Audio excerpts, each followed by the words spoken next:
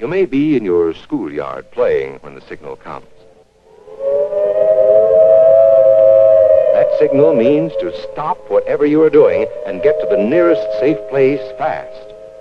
Always remember, the flash of an atomic bomb can come at any time, no matter where you may be.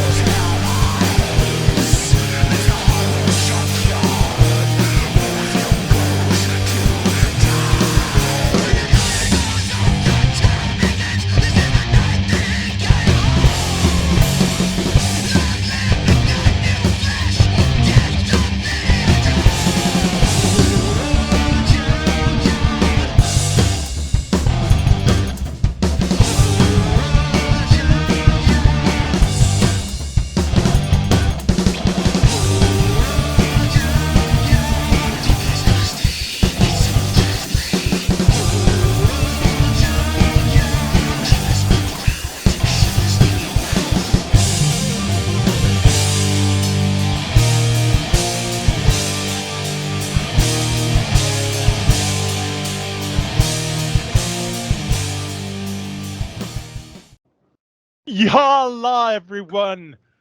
Okay, no, I'm sorry. I apologize. It's just old habits. Welcome back, everybody. We are the Horror Junkyard Apocalypse, and we are back. And I want to say thank you to everybody who has shown a lot of interest to us. Send us emails, send us notes, send us a lot of really nice things. You guys have said a lot of nice stuff, and now we're back. It's weird. Yeah, it's crazy. It's like we disappeared, and everybody was really missing us for some reason, but now we get to come back and shove awful crap down your throat. I know, it's like the monkey's paw. Be careful what you wish for. Right, exactly. Because now we're back and we're undead and the whole thing. So let's start off with the most up-to-date recent update of the show. We have a new co-host. Okay, everybody Yay! This is Skelly, and me and Chuck are still the same. So yeah, that's pretty much so it. This part of the show is still fantastic. Yeah, we the opening, we have no opening, we have no ending. So just like old times tonight. Hey, you said we're back. It's Horror Horror Junkyard again. Horror Junkyard, the quality you expected and you were missing. And just so a little transparency to everybody, we were starting out strong. We said, what will be the iconic #1 draw for everybody involved who has ever watched Horror Junkyard and wanted us back, and the new fans? And we said, yes, Greasy Strangler. We will watch Greasy Strangler. And we all sat down and we prepared to watch it. And unfortunately, my VCR ate the only tape copy I had of it. So we had to go with our second choice, but we went with 1986's Shopping Mall. Yeah.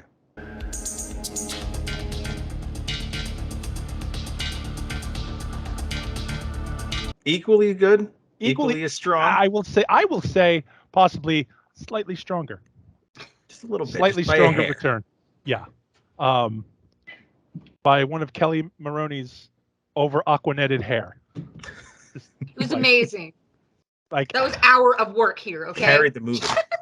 So now I'm not sure, Skelly, were you alive when this was filmed in 1986? I'm not sure. I was born that year. Yeah, wonderful. Wonderful. Two tragedies in the same year. Both filmed. Both filmed, I guess. Yeah, they're both on film. There's record of both of them. Except I don't know if you were as big over in India as Killbots was. You don't know. I mean, somehow really big on the home video scene. Yeah, that's the weird part. Like all the video stores, they spiked with your birth tape. It was weird. This became a cult classic. Strange. So, again, this is we can't call it a Roger Corman joint. No, I mean his shadow looms large. Wow. And his wife produced it. Yeah. His wife was one of the producers on here. But yeah, he was on set, and I'm sure he made sure everybody knew he was there. But now, for those of you who don't know, The guys and the girls who were far too young to remember the 80s, or maybe, were shitting their pants at that point. Well, You who were was? too, okay? Yeah, well, I mean, that was for different reasons. Different This is And what you thank did for back bringing then. up painful memories, though. Yeah, so there were places people used to congregate called malls, and they had a lot of stores and a collective under one roof. I know what Uh, malls are. yeah. Well, I'm just making sure. Listen, we have to catch everyone up. Yeah. We don't know. There might be people younger than you listening, which I don't know why they would allow them to, but whatever. Yeah, malls Um, aren't that big empty place that you know Yeah. that they're has not all like the stores ghost closed towns. down. It's like Amazon, but in a building. It was great. Exactly like that. Yeah, so one of my favorite things is while we were watching this, Skelly goes, yeah, like you're gonna have a bunch of guns in us. Yeah, you are. They actually had They did. guns in the sporting goods, or they had their own store altogether, which was amazing. It's Um, insane to me. Yeah, well, that's the malls in the 80s were That was insane the places. hub. That was the neighborhood. That was like the town square. That's back where you then. met up, and I feel, you know what, like there's, if we can get very reminiscent for a moment, this ties back into the nostalgia feel. The reason me and Chuck started this show, even to begin with, was because we liked watching these crappy movies, but it was also a point of like nostalgia, right? Yeah. We all liked the 80s and 90s and sometimes the 70s. I was like, we were kids, but that was like, okay. And we got into a discussion at one point. We were all talking about the video covers, and Chopping Mall was one of the iconic video covers that Yes. I saw constantly in the video store, and have to go over and look at it and turn it around and see the robot that looked like Johnny Five and go, oh, Wait a that was minute. also another one. But that's Oh, how they pulled you in back then, especially in early home video releases. yes, yeah. I feel like the crappier the movie, the better the cover Well, that was. was the thing. People spent money on artwork. Yeah. Look back, if you right now, if you take your Google and you Google it, any horror movie in the 80s had a painted artist's cover. Yeah. There was no bullshit floating head WB like stoic pose of whatever turd actor with his 5 o'clock shadow, or some girl with an overly darkened picture. That's all it is now. Yeah. They had It's to like show all the stars on the cover. Yeah, it's garbage. Now it's like you see these things, and every movie looks the same. You don't know what's the difference in any of these movies. Mm-mm. And but back then, you knew the difference between a Chopping Mall and even you go to the iconic stuff, the Friday the 13th, go to Halloween, iconics. Like I know it's a pumpkin, but like any of the movies, and the crappier and the lower budget you got, the higher they paid the artist to make it look better. Yeah. Right. They had to trick you any way they Yeah. could to get you in there. Like what was a Maniac, right? Maniac is a phenomenal movie, and the cover is just amazing. You saw that and you knew that was a bad movie. You were like, oh shit. Right. I have man. to get this. Yeah, oh my god. Am I gonna be in gotta rent trouble this. if I get this? Look at the cover. And I couldn't rent that until much later, and had to sneak out and go rent that shit. But You knew the weapon, you knew the type of victim, you knew You the saw the atmosphere head, and it just was by just the like- cover. Like Yep. you knew what you were in for, but you didn't know what was coming. Like that's what let's was even- great. let's even go back to Don't Go in the Woods. Right? So Yeah. that giant piece of fucking turd, that had a very iconic cover that I remember.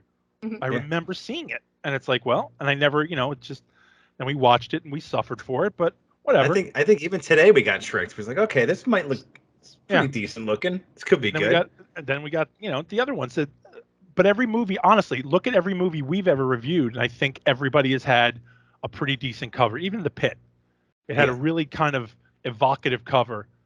That, If I remember, it had kind of like an EC Comics kind of. and cover it to was it. very dark, like The Children. It had that, like, it had him and the teddy bear, and it was just real. It was an artist's painting of it. Like, it was really cool. Yeah. So now, and I'm sure now the new wave is going to be AI. You're going to get all the AI because they're not going to have to pay anybody. Yep. They're just going to zip this stuff out, throw it on the cover, so your thumbnail on Tubi, which, man, I use the AI, so I'm not getting it. there will Us be no non-artists. AI at Hard. It's gonna be taken over soon, Sal. Yeah, there will be no You better AI at better Hard speak Zone, but I'm nice. saying that I'm right very now. nice to my AI. Thank you, Google. Understand that. You. Understand, AI is not welcomed here. We do not welcome our AI overlords. I do not welcome AI overlords here. Cool. They're cool. Have you I not saw learned Chopping anything Mall. from Chopping Mall? Have you learned They were nothing? fun. You've learned nothing. And you're gonna die with half a donut on your plate. Just half-eaten Whole donuts movie. everywhere. Chuck, me or Chuck. Uh-oh. Oh no. He's thinking really hard. I know. The system is absolutely foolproof. Trust me. Absolutely nothing can go wrong. You see what these motherfuckers did? Yeah. You see that? See that? I got booted.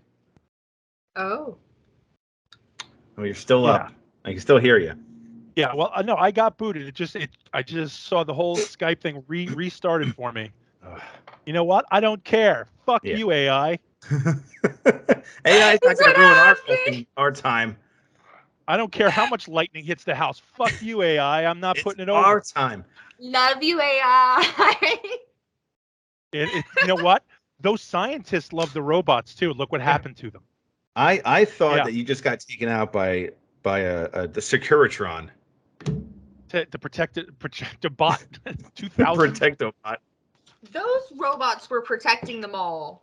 There you go. From loiterers and bad youth and fornication. Not loiterers. No.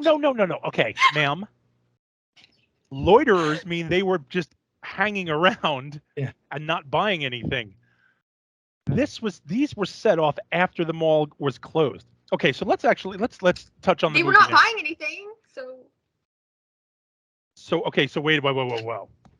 So I want to explain to me. Take me back to your youth when you were hanging out at the mall with your obviously top shelf friends who weren't on skateboards, probably didn't wear Jenko jeans, didn't have a family of 9 living in their back pocket with a chain wallet. Yeah.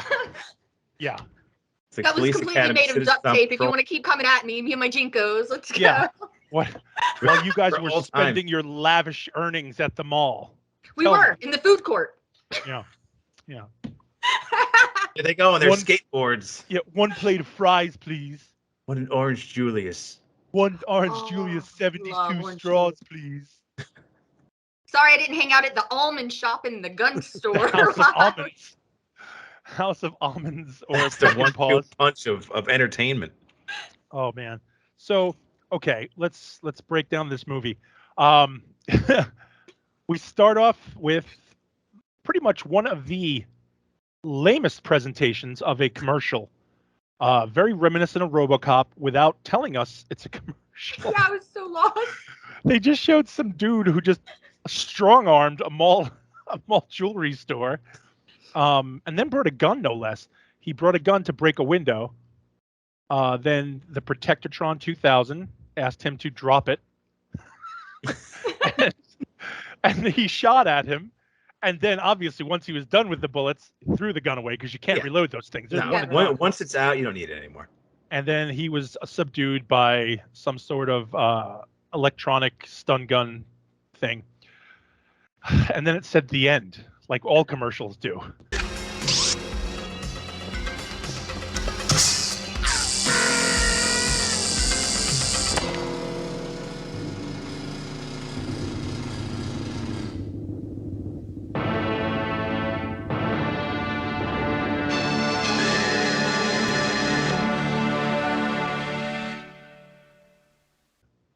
The end. And I thought the movie was over at that point. I'm like, okay, we're done. We're getting up. We're like, this is the best one ever. This is the easiest episode we've ever done. And it was part of a Securitech Foundation Inc.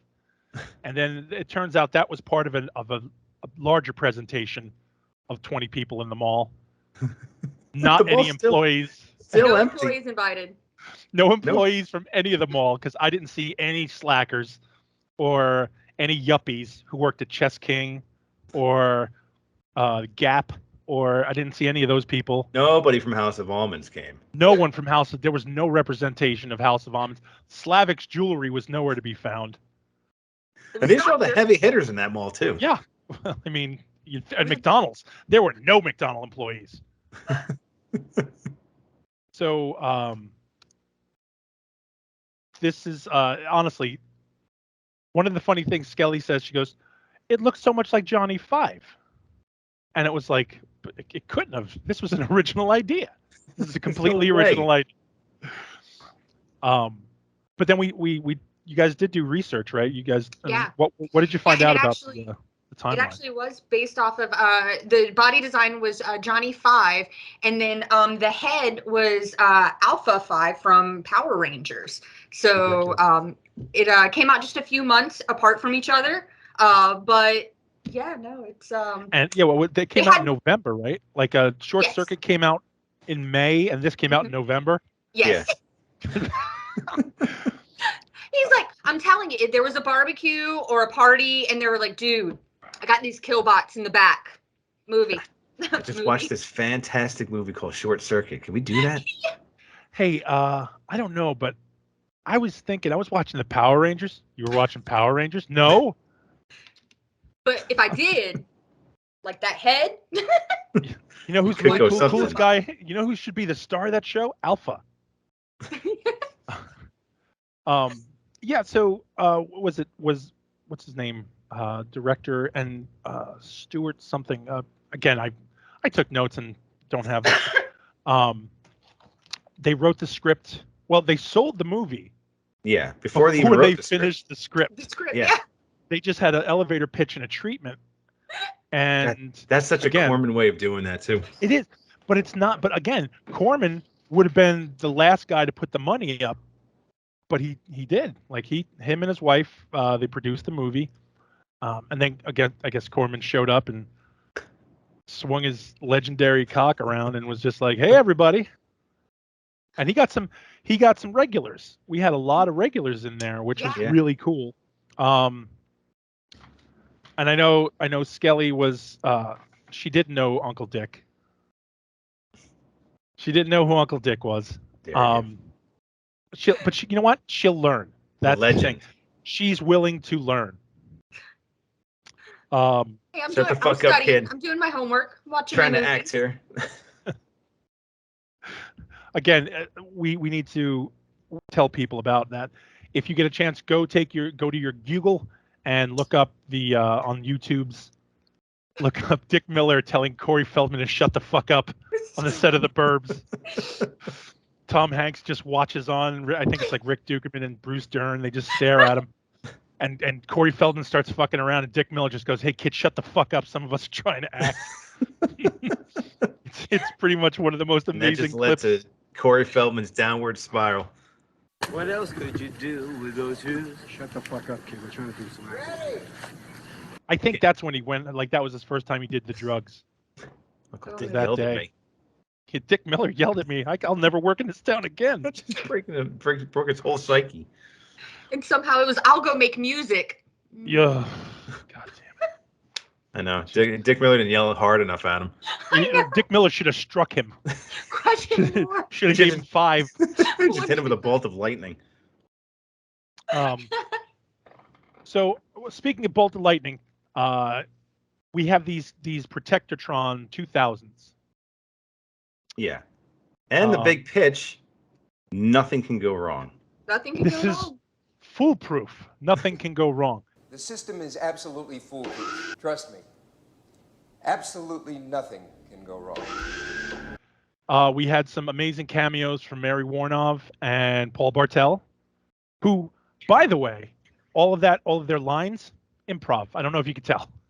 Well, who are they protecting? Okay. Yeah. And Mary Warnov, I wonder if they can kill the roaches. The one in the middle looks like your mother. Oh my God. Whatever it was. They were just tremendous. It's just like, honestly, it was just 2 veteran actors just having at it, just chewing up scenery. I feel like they were just in the mall that day. They Like, they oh, probably were. you guys are here? Great, sit down. Just say Hey, whatever. you know what? I just happened to be stopping by House of Almonds and I saw you guys were filming. So Mary, I have a grabbed my seat. gun. I picked up a bag of almonds and a revolver, and I just saw you guys I filming went to something. Peck and Paws and I picked up a shotgun. So And this guy built it up so much. He jinxed this so badly. I felt like he did it on purpose.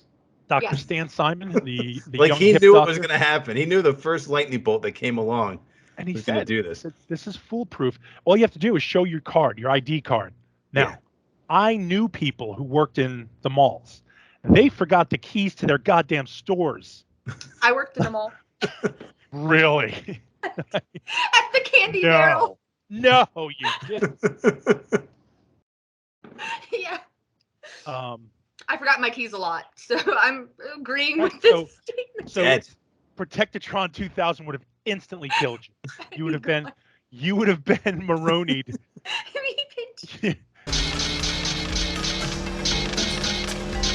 You would have been Maronied to death. I'll pinch- Yeah, so we have the Protectatrons who are all up on stage, and they have two people's moms come unveil them, and they honestly the robots look amazing. The robots look great For for what it's 1986, worth, dude. Come on. Yeah, I mean, special effects were really good on this. For Yeah, Robert Short came through as always. You know what I mean? well, now and Robert Short, he's still to this day doing stuff, isn't he? Oh yeah, absolutely.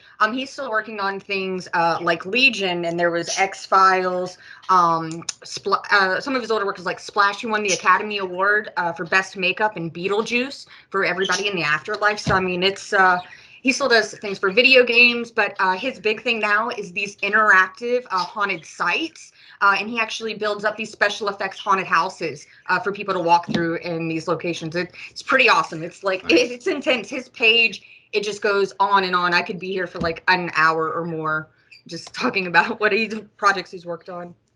But he Still started out working doing his own thing, and then he got his own company, Mhm. and then he got called into this. So this couldn't kill his career at all. right.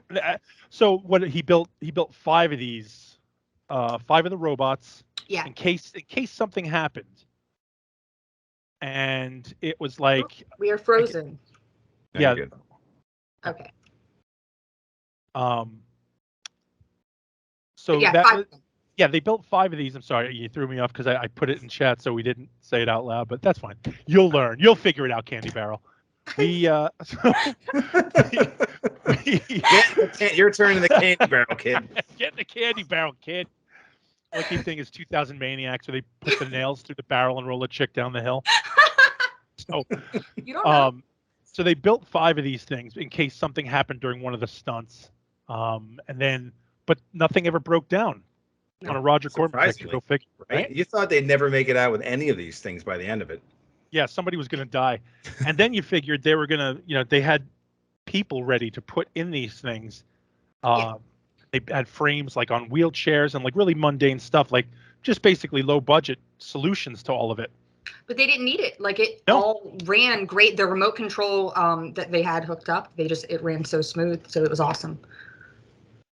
Like I said, surprisingly uncorman, it feels like.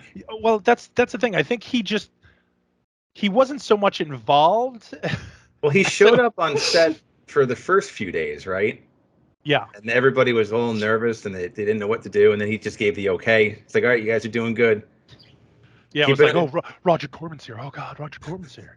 Basically, just keep it under budget and come in under 20 days or however long it was. That's it. And they did. And it was just like they finished the script probably. I again, would love to see the layover of when they finished the script and when they were shooting. So again, really fast. we have the Killbots, and the first night out, there's a giant electrical storm at the Galleria, and the rooftop is struck by lightning. And instead of turning into Johnny 5 and super happy and helping and trying to get people in love with each other, the murder bots went nuts and tried to just kill everyone in the mall. Yeah.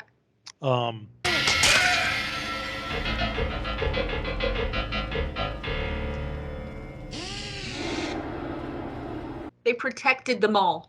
Okay. I mean, they did protect it. I mean, if there were criminals in there, they would have been killed, to be honest. Well, but not only did they have the killbots. Oh, I'm sorry, they're not killbots. They're Protectors 2000s. Not only did they have Protector 2000 robots, they put these gigantic Doom-style electronic lock doors that close at midnight and open at 6. Yeah. I mean, these doors are so huge, you wouldn't even need the robots. And there was only 3 of them. Yeah. So those 3, if you could get through those 3, you had the keys to the kingdom. And I mean, at this point, Hans Gruber and his crew could have went in there and with a less complex plan to get into the mall. Because that was the only way they were getting in this place. Yeah. But yeah, we had this amazing setting now. And now we have the 80s, basically the 80s fodder. We have a group of young, horny, well, hang on. Let me remove young. You have a mixed bag of people, all old enough to drink. A lot of diverse ages in this group of teens. Yeah. Let's call them teens. College level, maybe. Youngins, whippersnappers. Man. Wow. Yeah. And so we had you think about the cast. The cast was a pretty big, I guess in future, pretty big deal, or at the time, maybe. So like right off the bat, now I got to say this, Barbara Crampton, she was in Reanimator. She's been in so much, Beyond, Reanimator. And like, I don't find her character annoying in those movies. Mm-hmm. This movie, I wanted to see her die so badly. Like Susie, I just needed Susie to be removed from this movie. Please kill bots. Yeah, make our dreams come true. Please help us out. We had what's his name? Tony from Head of the Class, the super smart kid. He played, I think, Alan was his name. Yeah. Which obviously his high school did nothing for him being super smart, because now he worked at Uncle Saul's Furniture. Yeah, Furniture King. Whatever King. It's called. Yeah. Then you had what's his name from Bushwood from Caddyshack 2. Oh, no, Caddyshack 2. And then we also had Gumboy, who I know Skelly had a little triggered. She had to take a break a couple times because Gumboy was getting her all kinds of crazy. Not a single scene did he stop chewing gum. Even when he was masticating other things, there was no, he kept chewing the gum. He was just telling me how he couldn't wait to take me over to Susie's house tonight for her birthday party.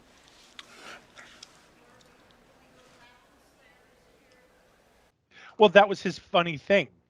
Yeah, that was his whole shtick. That was his bit. Yeah, it was I've never seen somebody chew gum so violently, I guess, in a movie. When he's talking to her dad, he meets up with his girlfriend's dad, and he's chewing his gum at him. Just so punchable. Yeah, that's the word. That's exactly the descriptive I would use. Punchable. Yes. You just really wanted to see him take it right in the fucking mouth. Pick some teeth with the gums, because it's just just a good shot, and the gum flies out of his mouth in slow motion. Yeah. So now we had Nick Siegel. That was his name. He was Greg Williams. He was the guy from Caddyshack too. I couldn't remember his name. I had to look it up. And then we had Susie Slater. Now again, we start going into a bunch of things here. Miss Vanders, Angela Ames. Okay. She stood up, and honestly, it was like a goof. She's in the movie for about 30 seconds, and she says, "I'd like to introduce you to the star of our presentation, the creator of Protector Bots, Dr. Stan Simon." That's her whole line. This was her last movie. She died, I think it was that year. So this movie may have well killed her. Yeah, I would assume so. Rude. I'm just saying. Look, I don't think I don't know if we made it out of it. So I'm just looking through the list. Everybody who has, if I were to, okay, so you know what I'm gonna do? Let's play a little game. Let's play a little impromptu game here in the horror junkyard. We all watched the movie and we all paid attention. We all watched the movie. Period. Who is Bernadette? Bro, I'm looking at her and I don't know who she is. I don't know who she is. Bernadette. Is that the Not name of the the- car? Yeah, not the mechanic lady. No, nope, absolutely not. Gail Uh, Harris. I don't know. Lisa London was Bernadette. I only know Linda. Was it Linda? So, okay, that's, I don't know if you can see this. No. That's Lisa. No. No, it's just white it out. Yeah. Google Well, you know what? That's perfect. That Look it makes up sense. right now. Yeah, that's Lisa London. That's what you're going to remember anyway. That's what she looked like. Just a void. She's just a blank face. Yeah, she played Bernadette, apparently. Don't know who she is. That's good. There are so many. There's a guy named Rib Hillis in this movie. No idea who that is. No clue. Although to be fair, this movie does have a lot of people who are not anywhere close to being in it. And people you should be able to recognize immediately. Angus Scrimm. Angus Scrimm is credited with a doctor role in this movie. He is not in this movie. Melissa Brassel, Becky LeBeau. She played Becky. Lauren Parkinson played Valentina. Dare Taylor played Jess. Gail Harris. Mary Tessa Corman. Sydney Thraki was Kat. No idea who any of these people are. They don't show up in this. There's a lost film. That's part 2. We just don't know where it is. Don't even start. Don't even start with that. That's coming up. I promise you. Oh, you guys are screwed. That's coming up, man. But yeah, Jim Wynorski. So the top, let's see, 3, 6, 9, 12. Okay, so the top 15 people that are listed are recognizable in this movie. Yeah. And then it just trickles down to, who? What? It's just maybe it's just everybody that was in the mall that day. Like anybody who ever got shot at. They just like get whoever signed. You sign the paper and your name. You're gonna be in the movie, kid. So Mel Wells. Okay, so some of these guys. Now these guys are the Corman people. Dick Miller. Mm-hmm. Mel Wells. He was the chef, the stereotypical chef who was just dirty, like. No. Basically he was a Sbarro's cook. Yeah. It was Brown. That was Brown. Who's the cook from You Can't Do That Until Barth? Barth. Yeah, he looked like Barth. Come on, take it while it's hot. While it's hot. Girls, come on. Yeah, all right. Waitress, more butter. He just got crap all over his apron. He He's kept just wiping shit on it. spatula on his shirt. And the ashing. He was like smoking a cigarette. So like I said, it's Sbarro's. Anybody who remembers Sbarro's, that's what it was. Then we had Angus Scrimm, not in the movie, and Ace Mask. So it took me a sec because it took me a minute because Ace Mask comes up and they start goofing on Dick Miller because they are also janitors who are drinking beers as they're leaving. The 80s. Oh, the 80s. They're drinking beers, making fun of Dick Miller, who is playing the curmudgeon-y janitor, who actually threatens the lives of children. If I find the kid who did this, I'm going to kill him. Yo, Walter, you having a good time? Ty, you know Paisley. He loves a challenge. Go ahead and laugh, you guys. But if I ever find a little bastards that did this, they're dead meat. Well, he's cleaning up this spill. It looks like just like a lake of chocolate milk. Yeah. He's Chocolate cleaning it milk with chocolate chunks, but there's chunks in it. And I'm not sure what it was, but he's mopping it from the bucket, and the bucket looks like it has like the rest of the chocolate milk in it. It's a solid brown. Like, you're not going to clean anything with this. And he's just angry and wants to kill children because they made a mess in the mall.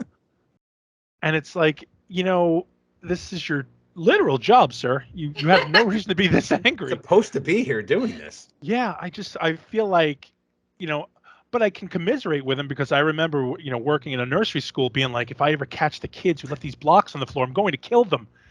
And then I'd look over and they're all looking at me scared. And it was just a weird situation. But I feel like Dick Miller can get away with it more than I can because he's Uncle Dick. The Dick Miller charm. Yeah, that's what it is. They could have made a whole movie about Dick Miller just being the disgruntled janitor that killed teens in a mall for just making him have to work. Okay, Charles, we are starting to write that script. We have about 4 weeks to do it. Okay, we got 4 hours. We're going to pitch it to Corman Studios. I'm going to pitch it to Corman Studios, and that way we may finish it by the time he tells I got these killbots in the back, and it'd be cool with the Power Rangers. Let's bring back the killbots. I still think that Roger Corman has some sort of dirt on our guy, because that's why I think he gets people into his movies. Yeah. It all boils down to like that one weekend in Vegas. It was after the party, and he's like, "That's why you agree." I told you it always has to do with the party. There's always a party involved. Be a shame if his tape got out. Sure you don't want to be in my movie? I am looking to fill this role. I need a special effects guy. Well, Roger, I'm really busy. I got my own company. I'm really starting to pick up steam with, Beetlejuice and these other movies. Well, it'd be a shame if they found out what happened to that hooker. I got these 5 killbots in my yard that I think would be great for your movie, Roger. That's exactly what I was about it. Yeah. I think I got a weekend or two to squeeze out for you. That's right. Yeah, so 22 days they filmed this in, huh? Yeah. So yeah, I'm just picturing Corman showing everybody the same dead hooker, and they were all so drunk they don't remember. They don't remember. It could have been her. It sounds like me. Yeah, that sounds about right. Sounds like me. It's just a mummified hooker in a trunk. Like I don't want to like expose too much and show too much behind the curtain, but that's how I got Skelly to do the show. Yeah, they found the dead hookers. Yeah, well, I mean. You didn't really hide them. No, they're just all over the freaking place. Just everywhere. You trip over one.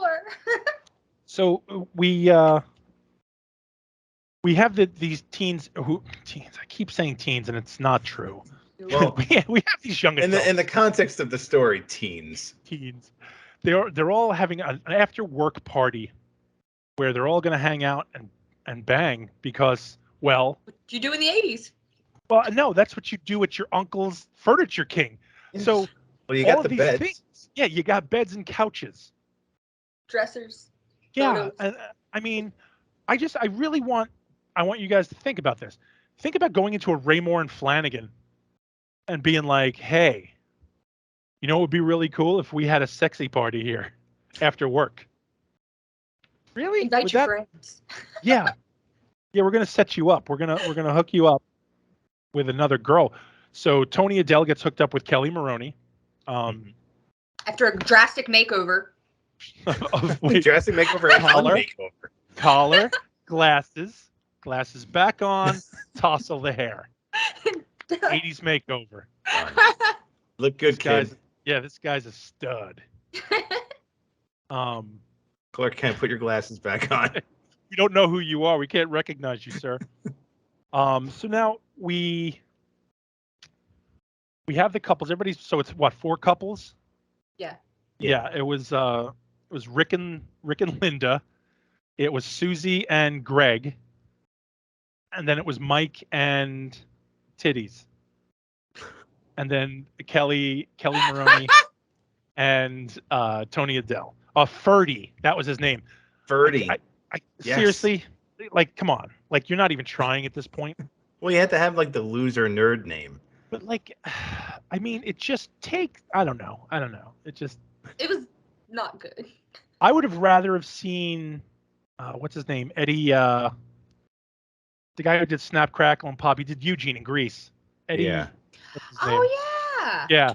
I would have rather see him in that role than this schmuck. That would have been good. It would have been way more believable. They're going to give it to Angus Scrim.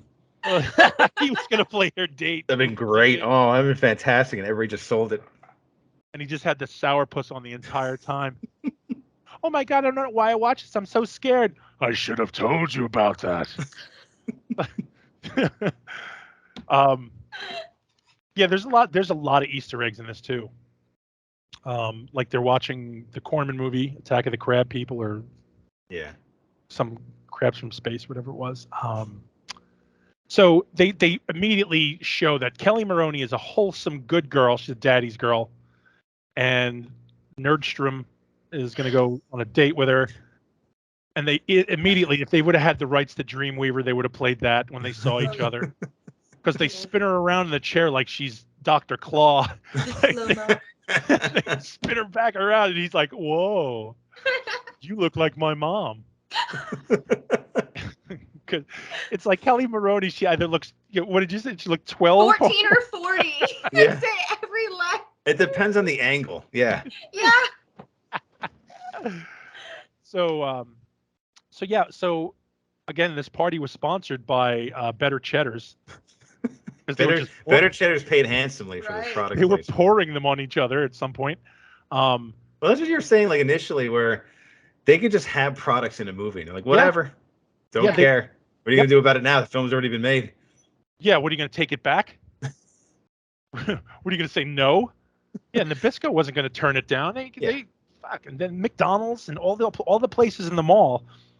Basically, everybody they got rights to the mall, not while it was open. Yeah. So I think they stole a couple of shots when people were in the mall, but like for the most part, they showed up at 9 o'clock when the mall closed, and they had to make everything clean before the mall opened up at 6. So that was like a legit thing. Very Dawn of the Dead. Yeah. But now again, so now that you brought up Dawn of the Dead, excellent segue. The 2 hours that they were in the mall in this Furniture King store having sex and drinking so much beer that I don't know if anybody could have performed. No. But yeah, there was a lot of beer drank in a short amount of time. And at some point, it looks like they've been living there for 7-8 years. Right? It looks like they squatted in this store for months. The Dawn of the Dead mall looked less lived in than this store did after like an hour's worth of a party. So that's what partying with. Like it was. Yeah. That's what beer and Better Cheddar parties do, Sal. Like, I mean, I guess time passes like a blur. And you wake up like from a coma. I feel like Years I passed. missed out being a kid in the 80s, because like I was just a kid then, and I would never have been invited to a Furniture King party. Never. Not once. No, not even close. It's just too cool, you know what I mean? I mean, too cool for school. I would have been more likely. I would have been that kid who got splatted with ice cream. It looked like a cow shit on him when all those people left the elevator. We had to do that little funny bit of speed everybody up, speed everybody back. It's like, haha, let's ignore the child. So yeah. Well, I mean, that was an 80s thing. You just ignored kids. You ignored kids. Kids are just on their own. Just wander the mall. Don't get lost. Don't get kidnapped. Well, that was the other thing. I think that was also when the 86 might have been the year Adam got took. So like a lot of horrible mall things going on. It still was a great year, okay? God. I mean, look at The Omen. Yeah, I mean, let's really break that down. Shadow hanging. Oh, the movie. I thought you meant me. Hey, look, whatever you do. So now we have our gratuitous sex scene, where we have our young American couple, 2 young white kids just having sex in front of their friends. Sure. Screaming like a madman. You're the She king. gave him props. She did. Props. She put him over in front of everybody. So like she did the JOB for everybody to hear that this guy was the king. The king. Old gum chewer. And then she hits him up with the "you got to go get me cigarettes." There's Camels in the drawer. Yeah, nope. That's not what I need. And again, now we are introduced back to mall culture that nobody would recognize, because not only was there a cigarette machine in the mall, there was a midget phone right across from it. No, that's not what it was. It was a midget phone. What else would you use that for? It was the only thing they were allowed to use. They were, at that point in the 80s, they were still very, very segregated from the rest of society. So you had your tall people phone, and then you had the midget phone that couldn't make long distance calls. It could only call other midget phones in the mall. Yeah. So that they had to congregate there. No. It was a thing. It's all they did was just connect the two phones with like a string. It was like tin cans. Yeah, it can only only connected call to the one end to other the other. midget phone on the other side of the wall, and that was Can you right hear by me? the con. Hey, are you there? Get out here. Which midget is this? Because there's only like they all knew each other. I'm by the small phone, of course. Well, me too. All right, great. Did Roger Corman cast you? No. I can't get any work except for Ewoks. They want me to sit inside of one of these killbots, maybe. I don't know. Should I do it? They Oh, knew. look what They it knew did they for never Kenny. would have been able to get out of him again. Look what it did for Kenny Baker. I don't know. Warwick Davis called me about something. Oh, fuck that guy. There could have been guys still milking the killbot angle today at conventions. They would still be there. Oh, my name is Laszlo Donahue. I played Killbot number 5. But you know what? But why can't you? Because you don't see anything. You could just print out a picture of a killbot. It's like, yeah, I was in one of the killbots in Chopping Mall. Well, he actually did have a couple guys like on standby. They were on set, just ready to go. So I waiting in think the like wings to get in there. He did. To He had cram these them in. little midgets in glass boxes, and it said, "In case of Killbot deficiency, break glass." Otherwise, see he him just didn't. He didn't let him out. pedaling the definitely not killbots accurate. with their feet. That is 100% fact, by the way. Roger Corman always keeps midgets on set in boxes, Just in case. just in case. You never know. Yes.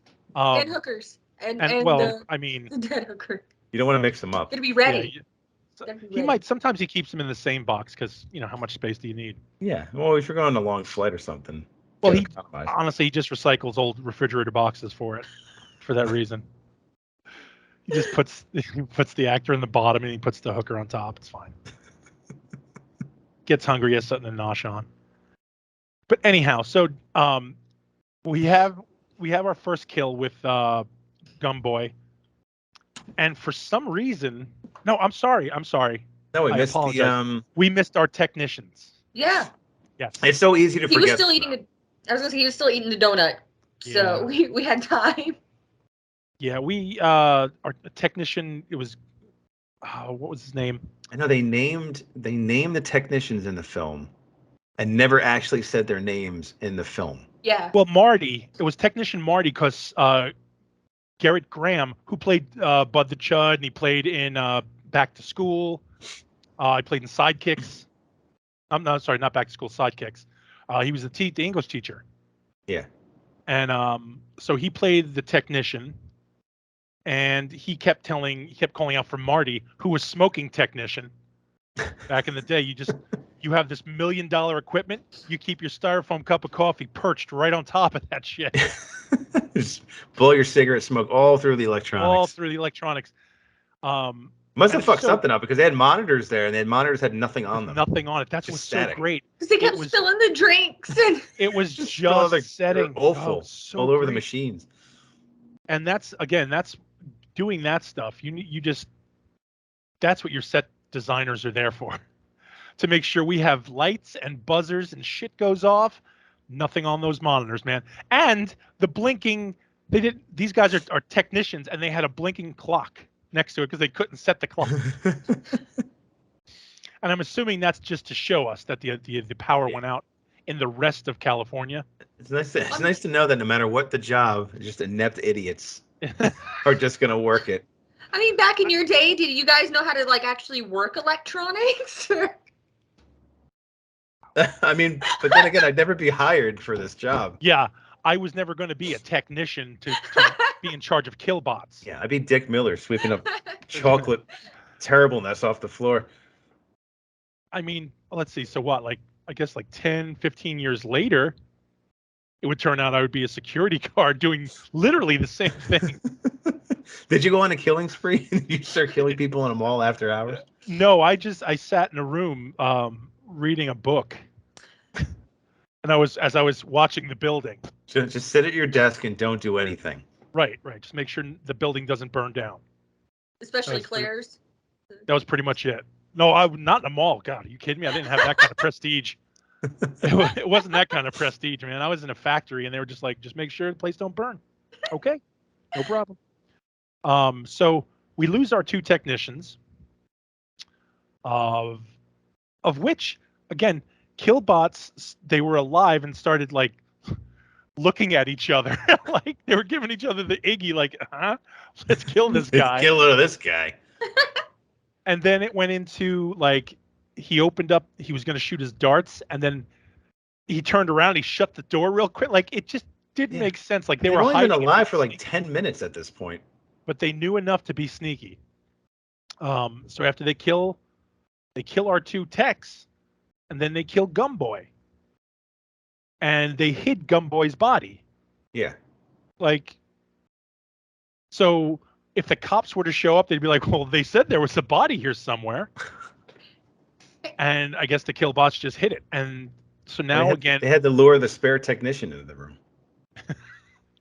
We have Protectron was trying to remove tripping hazards. That's all it was. That's clearing the aisle. We need these cigarettes. Yeah, I mean, to be fair, if they left the body in the middle of the hallway, midgets could have stood on it to reach the big people phone. Yeah, and then we can't have that. He didn't want that. So he was like, let me move this so they don't get any ideas.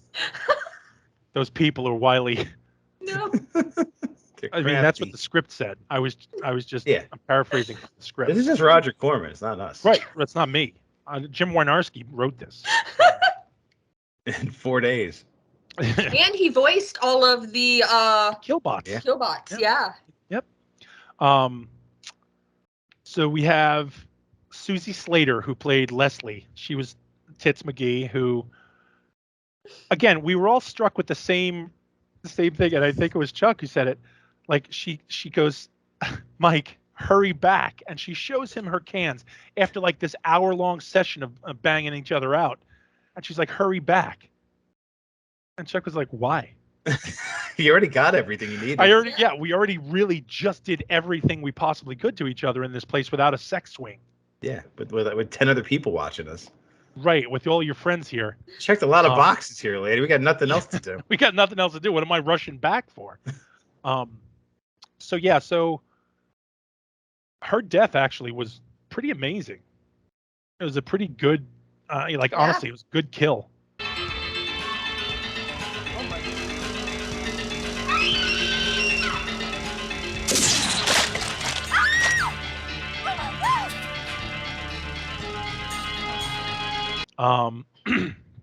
So wait, our 3 weapons on Killbots: non-lethal, electric stun guns, basically a sharp little electronic prod.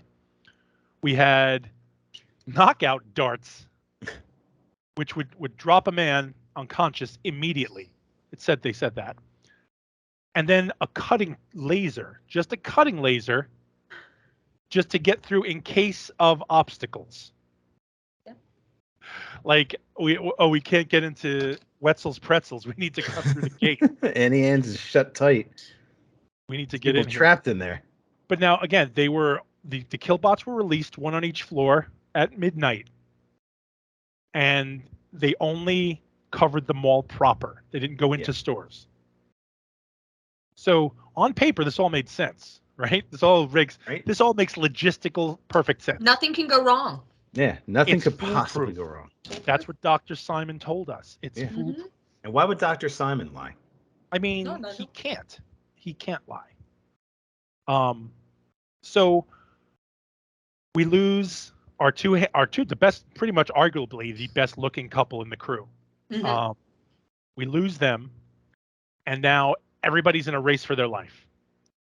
No one is disgusted or reviled at seeing the death. No, they all watched it happen. They all watched it happen.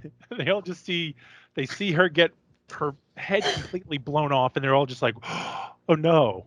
And then they all run away. Well, that happened. Yeah. So now we're in a fight for our lives, and everybody starts, with the panic and all this nonsense. So of course the men send the girls up into the vents, and they're going to run and go. They're going to figure it out. The girls just go in the vents and go hide. It's safe. I'm not leaving Greg.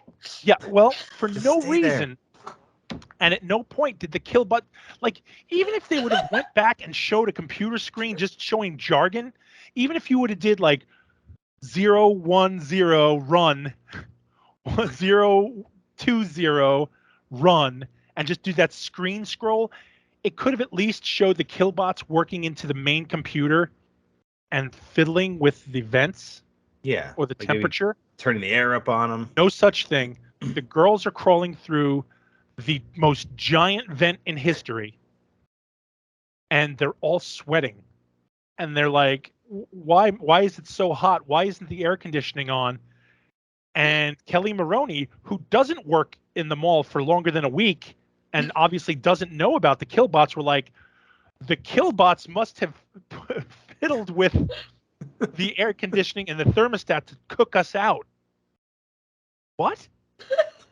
By the way, what's a killbot? Yeah, ma'am, how did you make that leap? There was an announcement. None of them apparently read it. There was no announcement to anybody in the mall that Maybe killbots. Dr. Simon was eating at the Sbarros they were working at. He just kind of like let it slip. Yeah, it could have slipped. He could have been like, well, I guess today we're going to test out our killbots. And they'll be like, huh? Nope, none of that ever happened. So then Susie, Barbara Crampton, says, oh, we have to help Greg. And Linda says, we're safer up here. And immediately women's pressure, their coolness under pressure is exhibited. Go to hell, Linda. Come on, kiddo. Greg wouldn't want you to give up now. Oh, go to hell, Linda. You do what you want, but I'm getting out of here. Like, wow. Line. That escalated quickly. Yeah, we're great friends until one thing goes wrong. And now we're mortal enemies. You could all die in a fire. I hate all of them. And it goes to show you why women keep their heads cool under pressure. Go to hell, Linda. So they all have to pile out of the vent now. Yeah. And they come into an auto zone, which honestly, I'll be fair, I never saw those in a mall. No. Like auto places were never in a mall. Guns, yeah. At this point, I was along for the ride. I'm like, okay, cool. They were always like on the outskirts of the mall, so you could just drive your car up if you needed to. You never had to go into the mall for auto parts. But anyway, we're at this auto place, and I don't know, you guys also pointed this out, that they got the gas tanks, and a woman's first instinct is to shove a rag into a full gas can. You have to. It's legit. Yeah. And, it wouldn't have, honestly, this would have struck me a little weird, but I was literally at Target with Skelly that afternoon, and they were like, oh, we don't have any more of the Cocoa Krispies. And the first thing she did was stuff a rag into paint thinner, and she was just going to Molotov the Target. And we had to leave quickly, but so right. I understand. I get it now. I understand. Shopping it's like Walmart. That's what was going to happen that day. And I don't know too many places that sell full gas tanks. Don't they all? Doesn't everybody sell a full gas tank? Full giant gas cans. Fill her up in the back, put her on the shelf. Yeah, I feel like that's normal. Like you just they were everywhere in this mall too. It wasn't the only store that was in. They had full propane tanks. Yep. They had full gas tanks, full paint cans of paint, cans of thinner. It's all there. It's all there. Whatever you need. Just waiting to be lit and thrown. Just waiting for female entitlement. Screw you, Linda. I'm not leaving Greg. Oh, God. So, wish we all could leave Greg. I wish we all could have left Greg. So now we get into a scene where now the girls are out and they throw these cans at the killbots and it does nothing because it's fire. Reality. Yeah. It's fire on a armor. Giant robot. Yeah. And Susie did this Austin Powers level where the guy was on the steamroller is coming at him and he's like, ah! She did that for about 60 seconds. She did that as the killbot rolled up on her and was like, should I slow down? You're really not going to help her? Yeah. And her besties. Oh my God. Oh no. Linda. Oh no, don't. Watching. Please help police murder. No, don't. I really felt like Linda was watching going, no, you go to hell. Thank you, and have a nice day.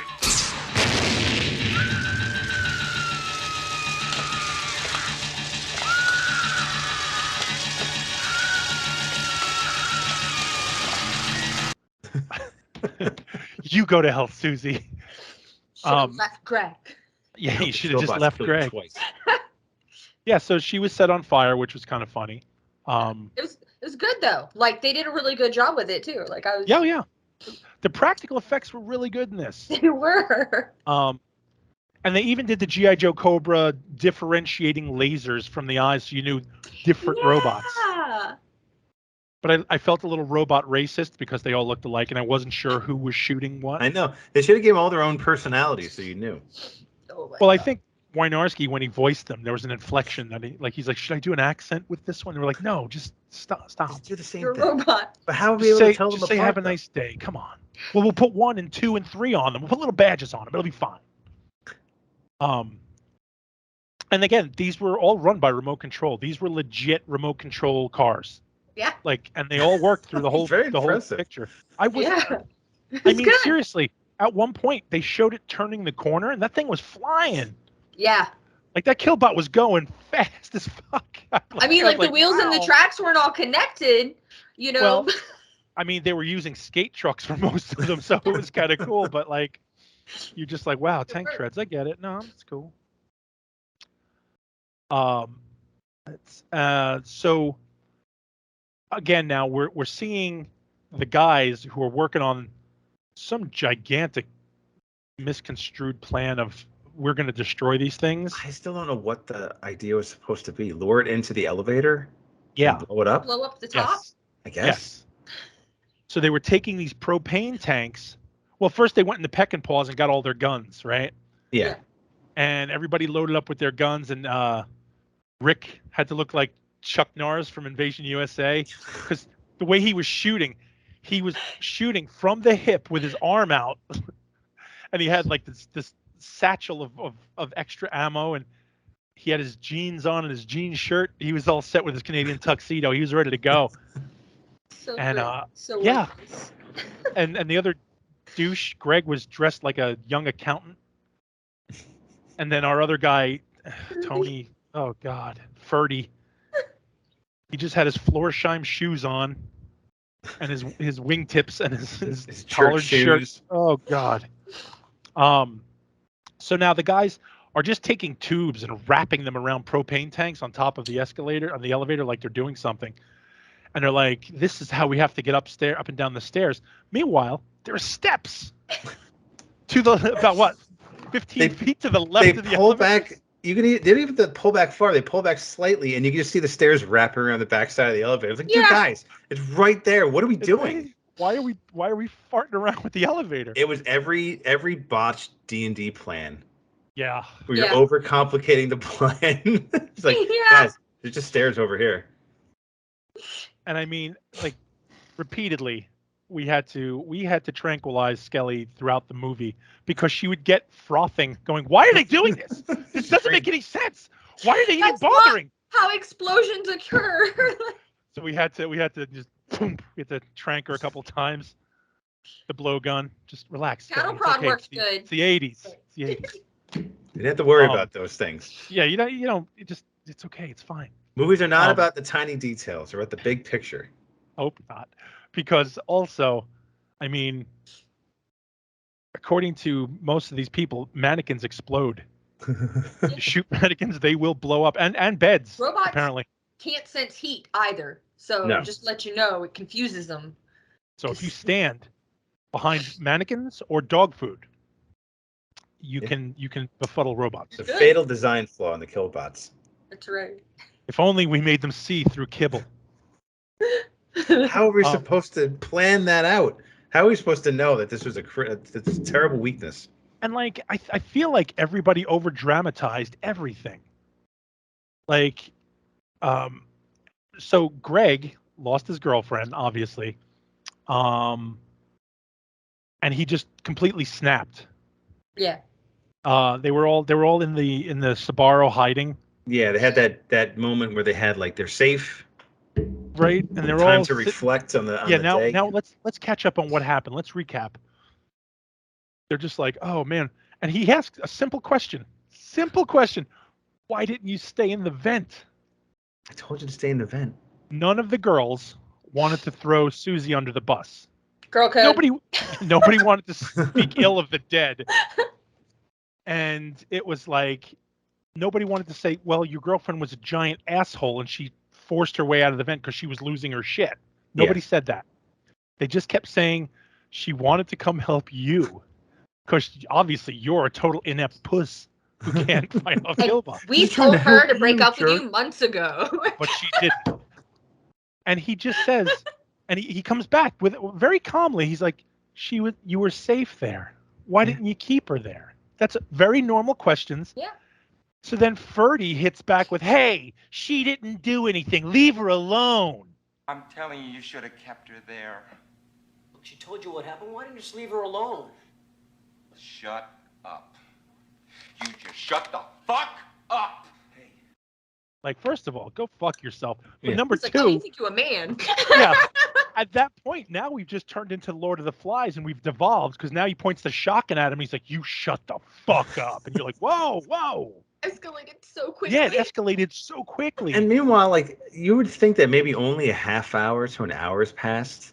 Yes. Right? Like, in the course of this night so far? It has not been a long epic so far. They needed a nap, though, because this was getting intense. They had that. They should have had like that apocalyptic calendar, showed all the days that had gone by. It's all carvings on the wall. Instead, it was time to think about the damage that they have done. Oh my God! The mall already.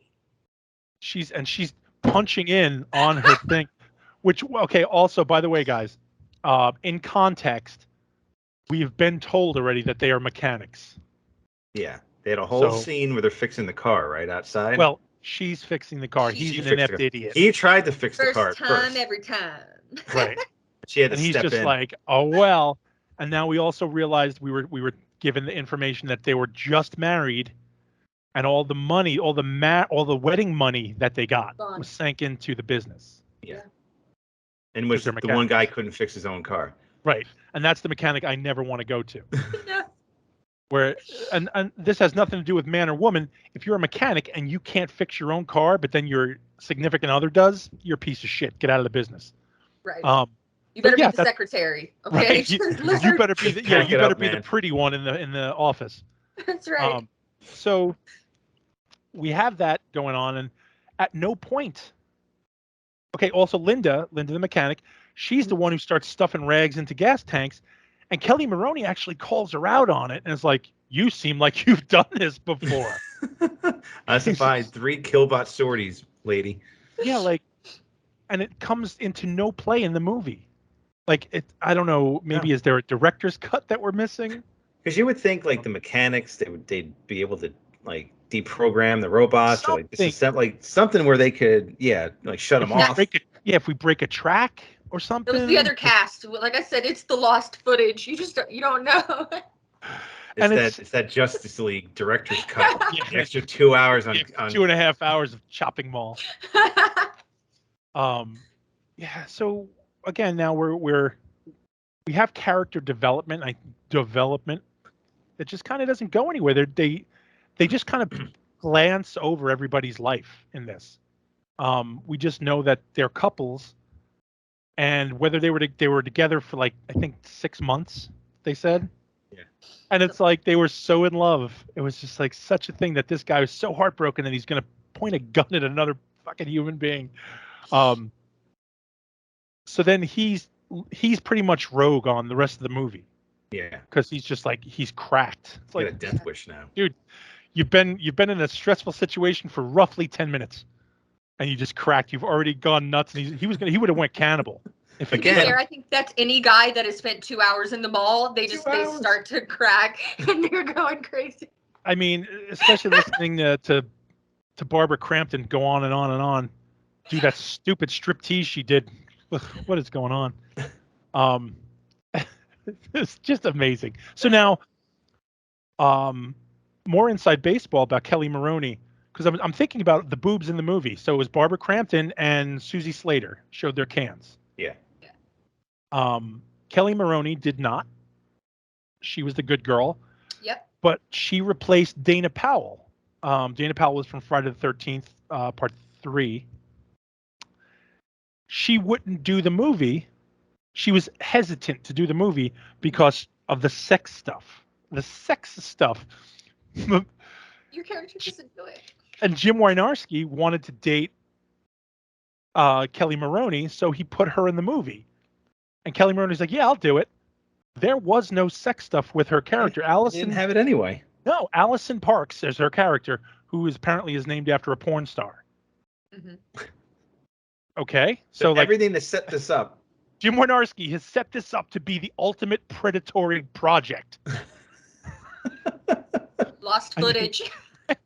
That's blackmail for another movie that is still yet to be made. Like That's Chopping Mall 2, where they just go over the events of Chopping Mall 1 and just show you all the things that weren't in it. And they just garbage day, and that's it. That's all they needed. You ever say anything, I'll release number 2. Yeah, Chopping Mall is the Christmas time where everybody just goes nuts. Don't anyway. make me do it. Yeah, so again, he set all this up, and I don't know if they ever dated, but like he did. Basically, this movie was made so he can date Kelly Maroney. Like, yeah, kind of. Good on you, bro. Yeah, I mean, I give him credit. Yeah, I give him major credit because if I had the funds to make a movie, and I wanted to date a chick, I think I would probably do that too. I'd be like, hey, you want to be in my movie? I don't know. It would be a weird thing. Come sit on the couch. Let's talk.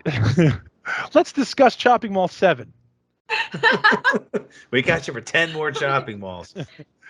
So, one by one, our crew starts getting killed. Poorly. Like, honestly, Jim gets chucked off the Jim gets launched off the second floor balcony, which our hero, Rick, literally jumped. Yeah. And he made it. Thank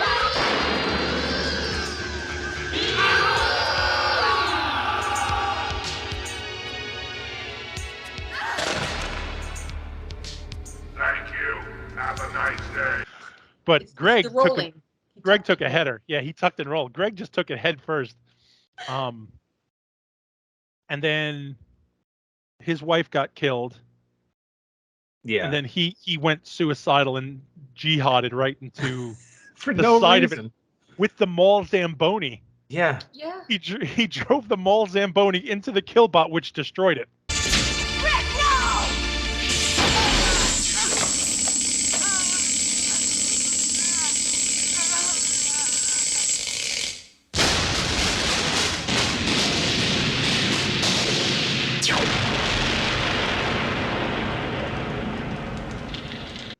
Okay, sure. It was like 3 feet away from him too. So you just imagine this like jumping on a Segway 3 feet away from the killbot, going full blast, and then exploding on impact. So again, this is, I think we also shamed the continuity. So the production assistant in this, when the first explosion with Susie, when Susie got blown up, her gas can was right next to the mannequin, and it was unexploded. And then when Rick died, he was turned into a mannequin as well. Turned into a mannequin. He turned into a mannequin, and everything blew up around him, and he moved not. It was pretty Well, we knew that from just the donuts, because every time they cut back to the donut, like there's varying degrees of being eaten. Yeah. There's like a third of the donut left, and there's like a full donut, and then half then the we had donut. broken pieces of donut, and then.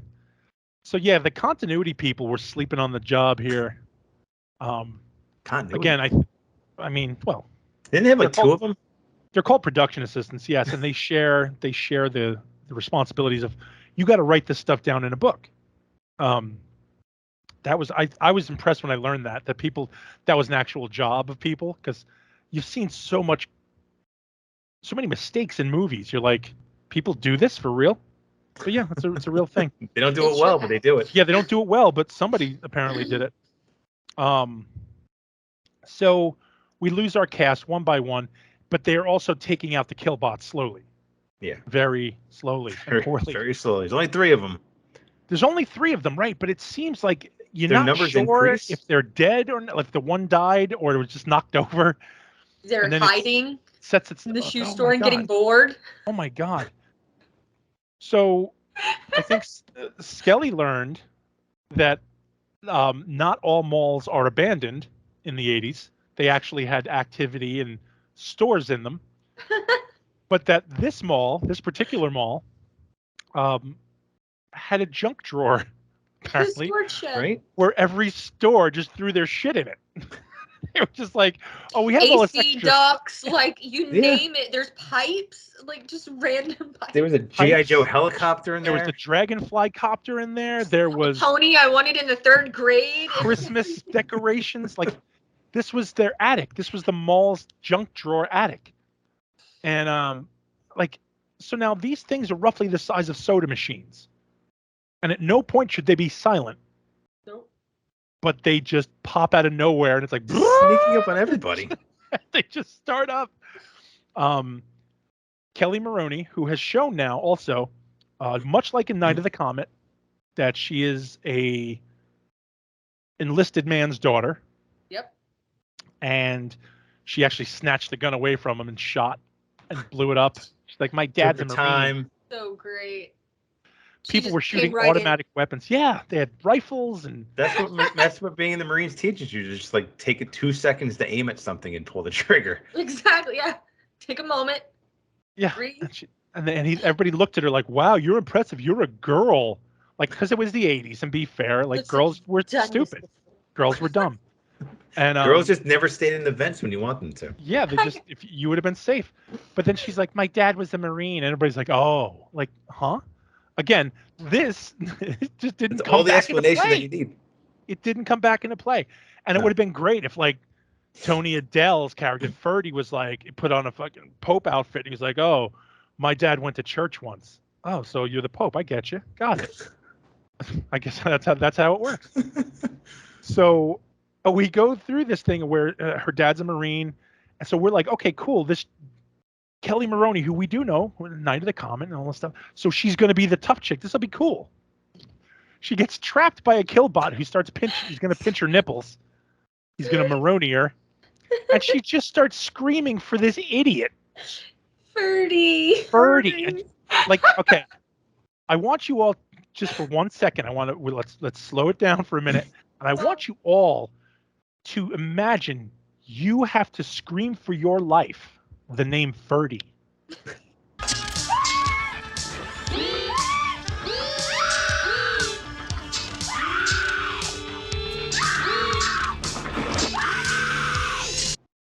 A name I've never heard. A name that is not Ever. even like Ferd Mertz from Redneck Zombies, maybe. let alone screamed in duress.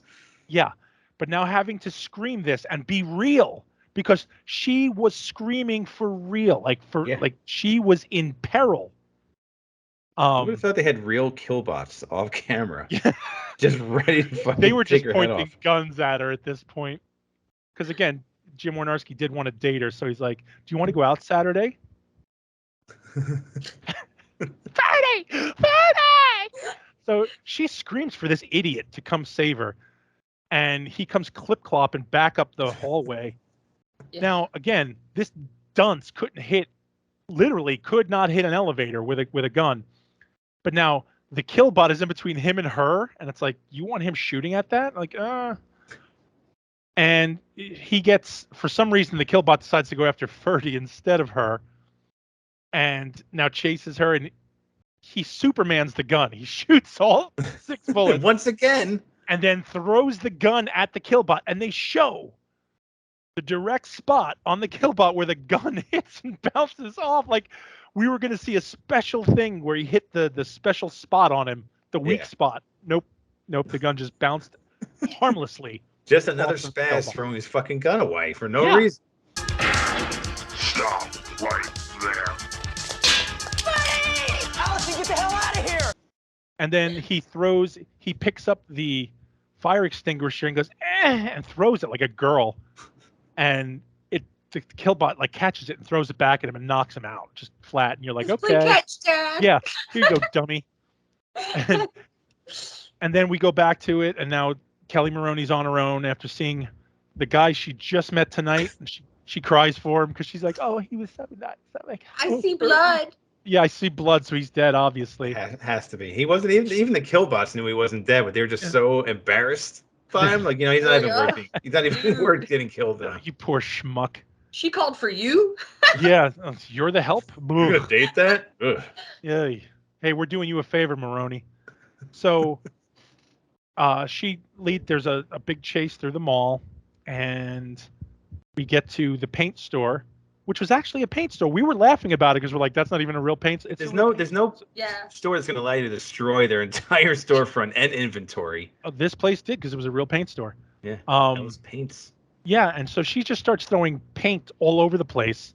She starts ripping open tops on paint cans and starts throwing it all over the store. One or two cans of thinner. And like I said, I know when I paint a mini, I can open up one pot and I have paint on me already. She was just ripping them open with screwdrivers, not a drop on her. And the killbot, so she breaks the window, and you're like, why did she break both windows? And that's so the killbot can break the little aluminum glass in between. Yeah. And again, we get the bit where the killbot can't catch tread on the paint and everything else, and it kind of spins out, and she hits him with her "Have a nice day" line.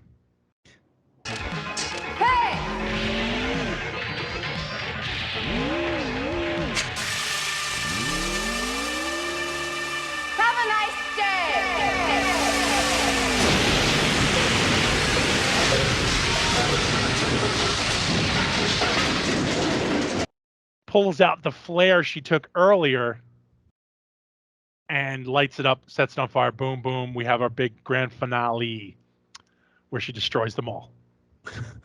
Like you do. As you do. So now we are left with a few questions. How close to 6 o'clock are we? Because she's going to be stuck in that mall until 6. Yeah. I'm telling you, 2 hours maybe at the most has passed. Yeah. And at one point earlier in the movie, our nerd hero had the idea, why don't we go to the main computer and disable it? Which is a fucking brilliant idea, dude. Yeah. What you think would come into play? Like they had a killbot guarding the mainframe. They can't get to it. They have to figure out a way to sneak in. Nothing. Well, never comes into play again. Deterred, they would get back on track to go up there. Like, Deterred was hit with a fire extinguisher and busted his head open. That was it. But he's okay. He had a toilet paper roll. Oh my god. Oh my god. He's like, he just shows up after she's done saving the day.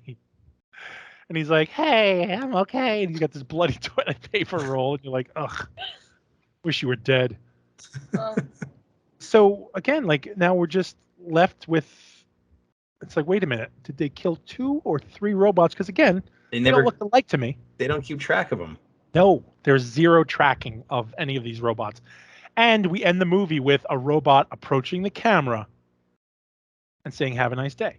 Yeah. Yeah. So they're still in there. Yeah. It's obviously, I don't know what we were thinking. Like, are we worried now? But so here's the thing.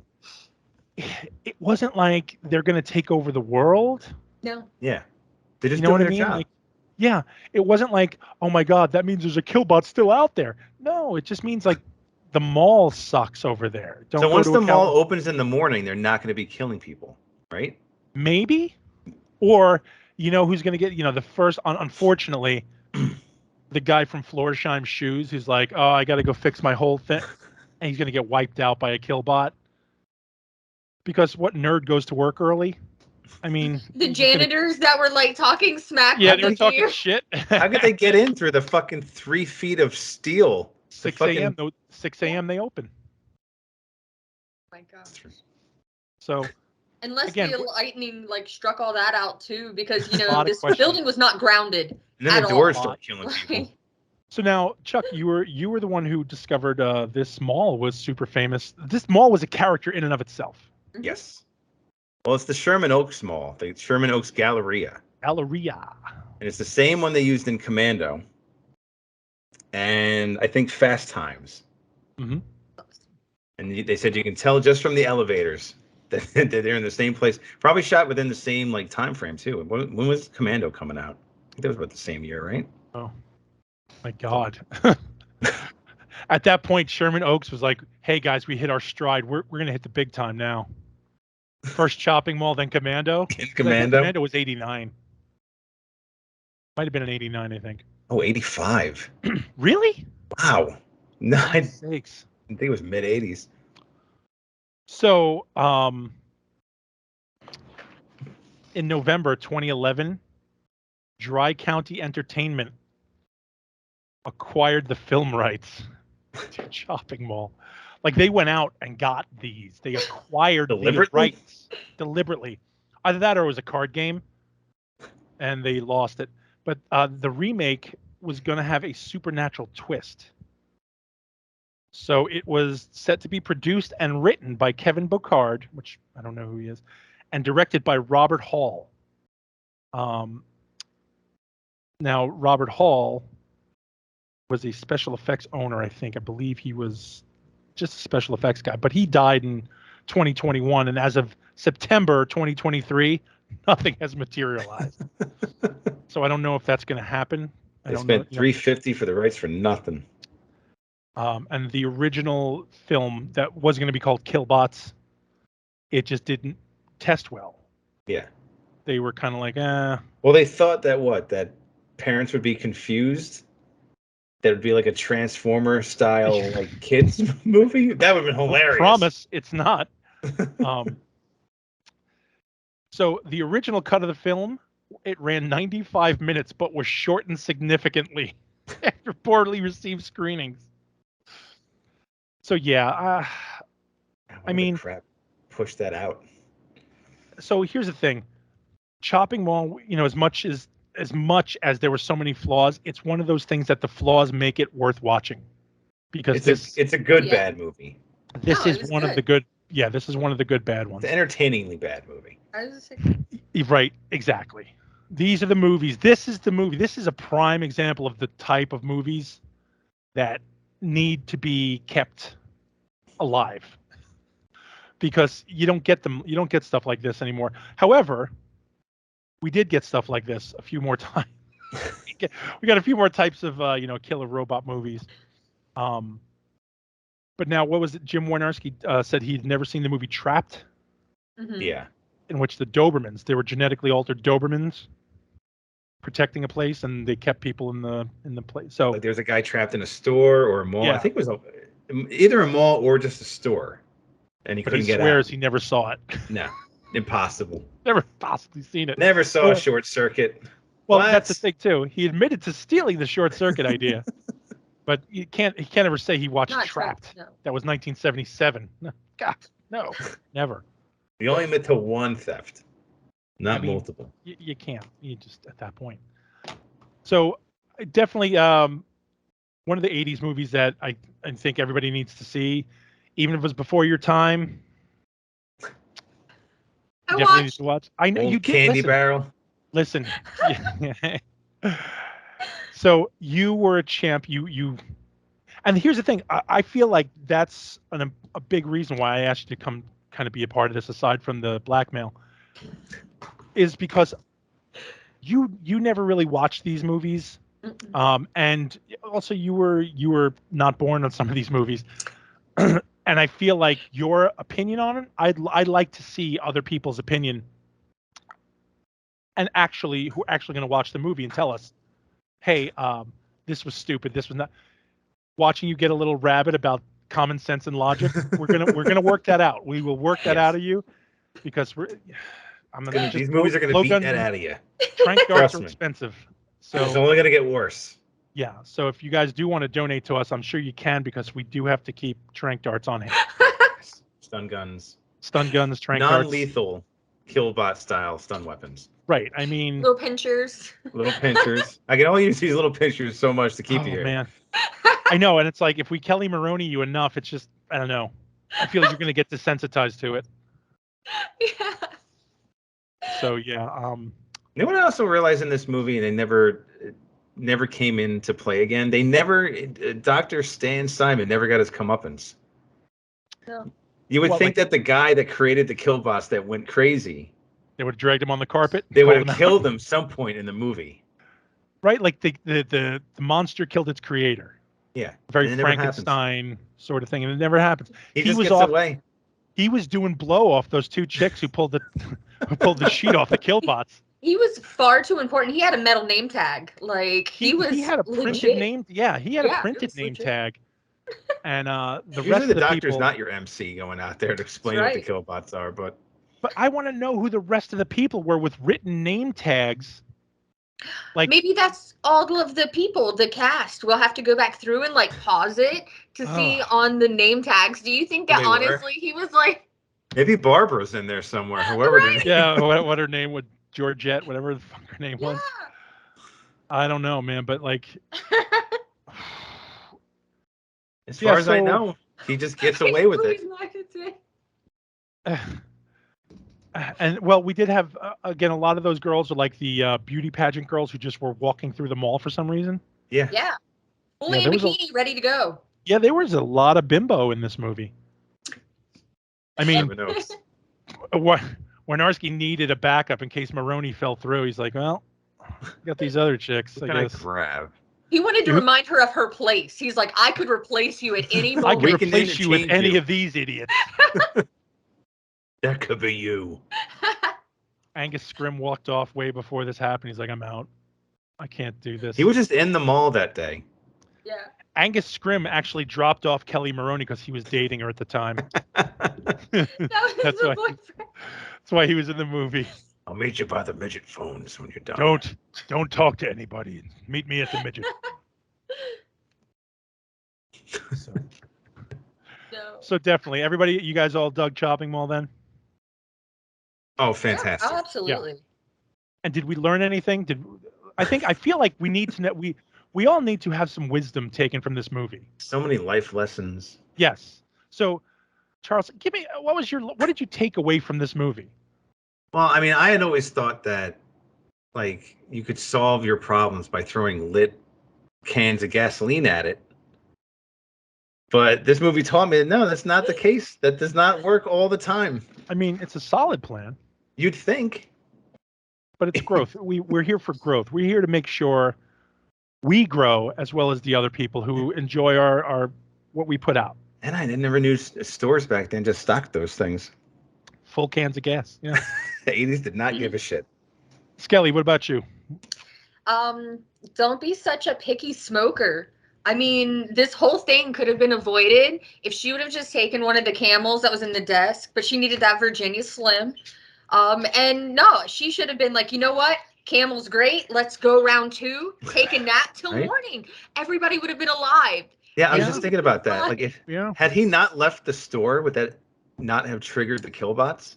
Exactly. You know. No, or they would have just kept passing. Because they passed by the front of the store at one point. Exactly. Yep. Yeah. So, don't be such a picky smoker, people. Yeah, that's just smoke them if you got them. I guess that is that's a good takeaway. And I feel like the minute you say, I will never again, when I create something either in the lab or on the mechanics table, I will never say, this is foolproof, nothing can go wrong. Yes. And I say that for every show that we do. Yeah, I do it every time I make something here. And I'm like, I'm going to stop doing that because nothing has worked. Nothing could possibly go wrong. Nothing could possibly go wrong. Impossible. That's why we lost the whole first run of this show. It was nothing. Well, I mean, we won't talk about that. It's painful. I'm sure nothing has gone wrong with this one either. No! There's no chance. There's no chance. No chance. We're all good. So, I guess we want to wrap this up, right, guys? And thank everybody for tuning in. Thanks Welcome for coming everybody back again. Yeah, coming back. If you guys are old war hawks from back in the day. Oh God. Oh yeah. So remember to follow us on all of our social media accounts. We're on Snapchat, we're on Twitter, we're on Facebook, we're on TikTok, Instagram, and remember to down below like, subscribe, and put on the little bell so you don't miss anything. Yeah, and so here's the thing: if you do the little bell, we have socials up now, and we have a group of people in the horror junkyard offices who are constantly at work and not chained to the desk, not chained to the desk, no, not not at all. being kept at gunpoint, not being kept in small rooms with no Wait, light. they're not chained? Okay, let's move on. We're moving on. We have people who are constantly doing things for our socials. So definitely check those out. We're going to try to keep more content up. We have a lot of stuff planned. We have stuff in store, and we have a lot of stuff going forward. Not just the movies. We're going to cover a bunch of different stuff. We're gonna do some so hopefully games, some playthroughs. We actually got a message, and one of the messages being, we are looking forward to seeing the games. We just hope Charles can get out of the mansion. Talk Chuck, your shit. I mean, You talking your shit. I mean, it was. I'll see all you people at Turnamaku.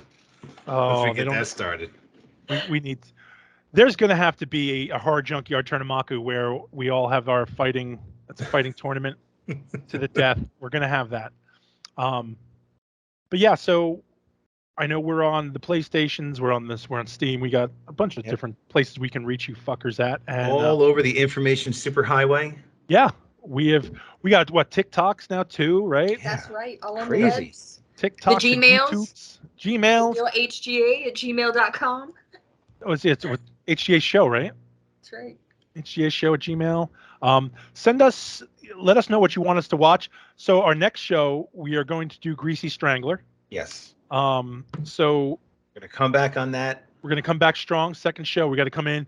Our sophomore hit, like bang, gonna come back hard. So again, email us, talk to us on our socials on Instagram. You guys know I'm on Instagram, and we have the Horror Junkyard and mine. We have be kind to the Horror Junkyard people who are working there. They're tired and just fine folks behind take the a lot camera. of beatings. Yeah. There's a lot that goes on behind this, behind all the glamour that is this. The sparkle. Yeah. Maybe they'll get fed tonight. Yeah. I mean, tonight might be a good night for everybody gets a bag of Skittles. Small bag, fun size, not full size. Just run through the office and just throw them as hard as you can. Right. And just kind of just whoever gets to Taste the the first. rainbow. Yeah, taste the rainbow, bitches. Fight for it. So we'll see who the tough one. We'll see who wants it more. That's what it comes down to. That's what it is. Who believes in this show? Hit us up. Let us know what you want us to watch. If you have any recommendations. Also, if you have any stories, you guys have any supernatural stories, UFO, you've seen a UFO, good ones. I don't want to hear your bullshit crap. We want to hear like your really good stories. Just the tasteful UFO stories. Yeah, just tasteful UFO stories. We don't want to hear about you getting probed.